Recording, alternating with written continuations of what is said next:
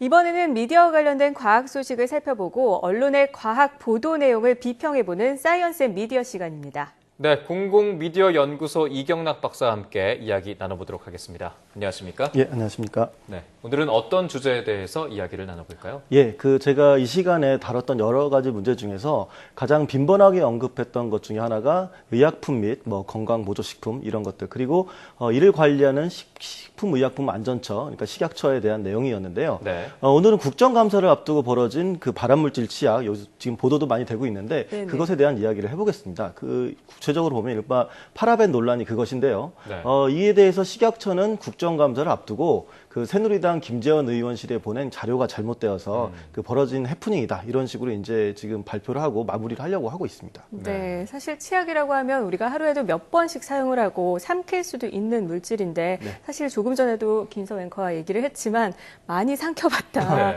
그런데 이것에 발암물질이 들어있다면 정말 네. 심각한 건 아닙니까? 네, 그렇습니다. 그 치약의 경우에 말씀하신 것처럼 우리가 매일 입에 넣고 그리고 또 그 과정에서 조금씩 섭취를 하기도 합니다. 네네. 그건 저도 치약 맛 잘 알고 있거든요. 그래서 어떻게 보면 아이들에게 딸기 맛 치약을 주는 것도 그런 이유일 수도 있는데 그렇죠. 그런데 이런 그 치약에 발암물질이 들어가 있다는 보도, 국민들에게 매우 충격을 줄 수밖에 없는 그런 보도였습니다. 네. 이와 관련해서 최초에 식약처로부터 그 제공받은 정보를 공개한 김재원 의원실에 따르면 그 의약 외품으로 허가가 난 2050개의 치약 가운데 파라벤이 함유된 치약은 1,302개, 그리고 트리클로산이 함유된 치약은 63개, 이렇게 나왔다, 이렇게 조사가 됐다, 이렇게 얘기했습니다. 그런데 네. 그 성분에 대해서 자세히 살펴보면 일단 파라벤이 문제인데 그 파라벤은 여성 호르몬의 구조와 비슷하다고 합니다. 그래서 유방암 등을 일으킬 수도 있고 남성의 경우에는 이렇게 정자수가 감소하고 또 고환암의 원인이 될 수 있었다고 네. 이렇게 이야기가 되고 있고요. 또한 그 남성의 미성숙뿐만 아니라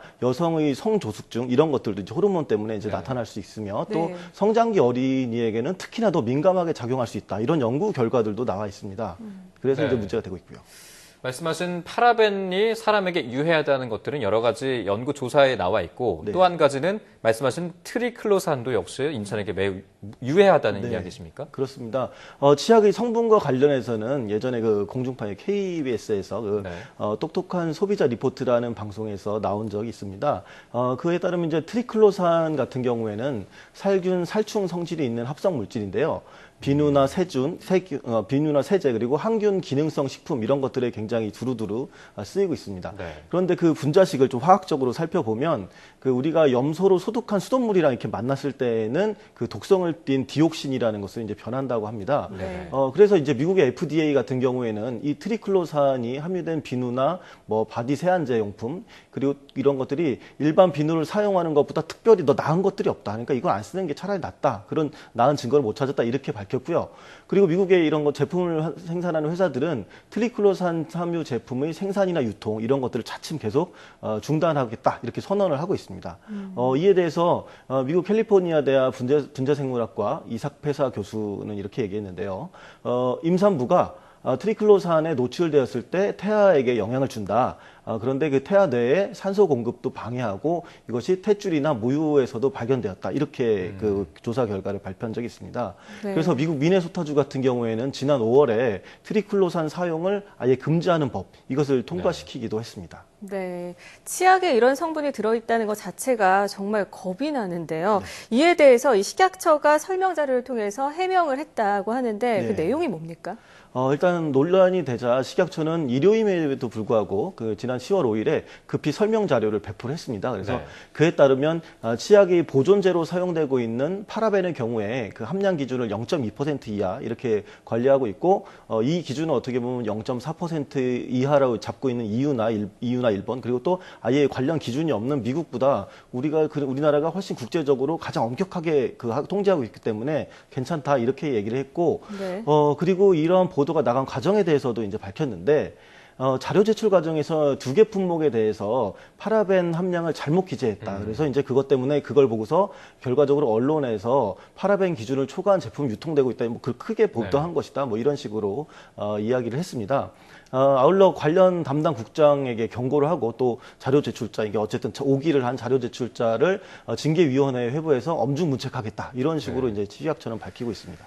참 이것들이 사실이라도 졸속 행정으로 참 묻지 못할 일이 아닌가 싶은데 네. 사실 이런 원인을 들고 있습니다. 국감이 계속 연기되고 있다. 이런 좀 원인을 들고 있는데 네. 이것에 대해서는 어떻게 생각하십니까? 예, 뭐 본의 아니게 좀 정치 얘기 좀 해야겠는데 네. 그 사실 국감이 계속 연기된 것도 문제지만 그 피감기관 입장에서 어려운 부분이 있습니다. 뭐 그렇습니다. 식약처도 조금 뭐 난맥상이 있는데 네. 일단 피감기관이 672곳으로 이번에 국감이 그 역대 최대 규모로 이제 진행이 됩니다. 의원실 입장에서 보면 기준에는 이제 3주 정도 준비해서 이제 뭐 요청하기도 하고 뭐 이렇게 했는데 네. 그것이 짧아지기도 했고요.